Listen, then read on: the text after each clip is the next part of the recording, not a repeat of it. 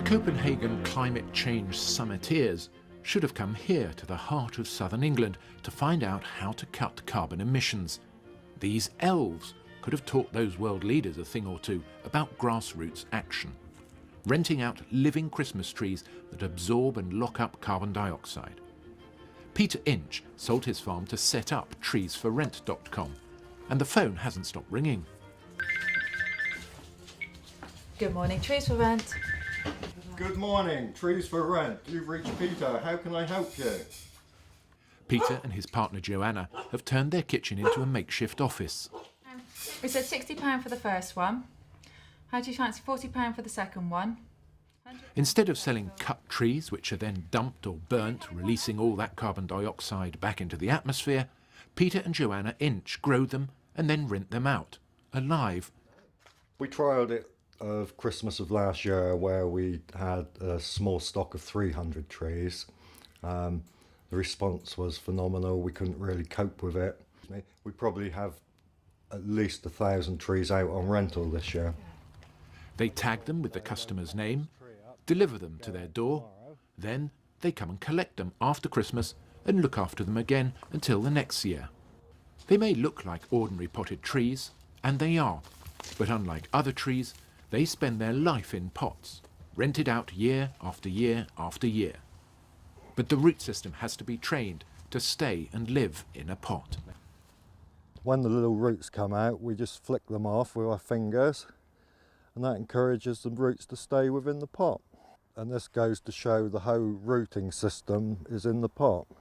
If the roots came out too far, they would find their way into the ground, and we need to stop that happening so that the tree can live within its pot. According to the Carbon Trust, each tree locks away 3.5 kilograms of carbon dioxide equivalent emissions. Each year in Britain, over 7 million cut trees are sold. Each will then be disposed of, releasing its carbon dioxide. And as for fake trees... Plastic trees are really, really bad for the environment. They're made up of petroleum jelly. They come from thousands of miles away, and even if they get put into landfill, they take hundreds of years to decompose. The Carbon Trust says the carbon footprint of a plastic tree is 20 kilograms, nearly treble that of a real tree. Treesforrent.com appears to have tapped into an appetite at grassroots level of a desire for action. If only the leaders at Copenhagen knew this. We're probably taking sort of 200-300 phone calls a day, and between 1,000 and 2,000 website inquiries a day, and that's been sort of the last 3 weeks now. I want some sleep, basically. Treesforrent.com only deliver within 100 miles from their premises to minimise their own carbon footprint. First up on today's delivery, a golf club. They've dressed as elves especially. It's a real treat for the owner's son, 6-year-old Matthew Cox. Absolutely brilliant. Most of it normal Christmas trees. They grow them for a few years, cut them down, then they get shredded. But these, at least you can use them year after year after year, and it's an absolutely brilliant idea. Some customers, though, just like their trees, and like the sceptics at Copenhagen, aren't convinced about man-made global warming.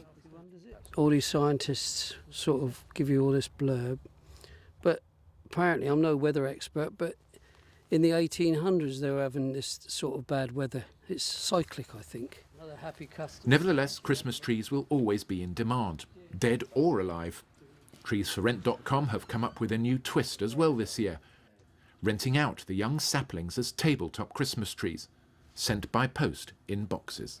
Yeah, they're really the old-fashioned traditional decorations made out of dried fruits and dried chilies, and again it's just a way of recycling a product. And when the saplings grow too big, they've signed a deal with the government who'll use them in public buildings and in landscaping projects.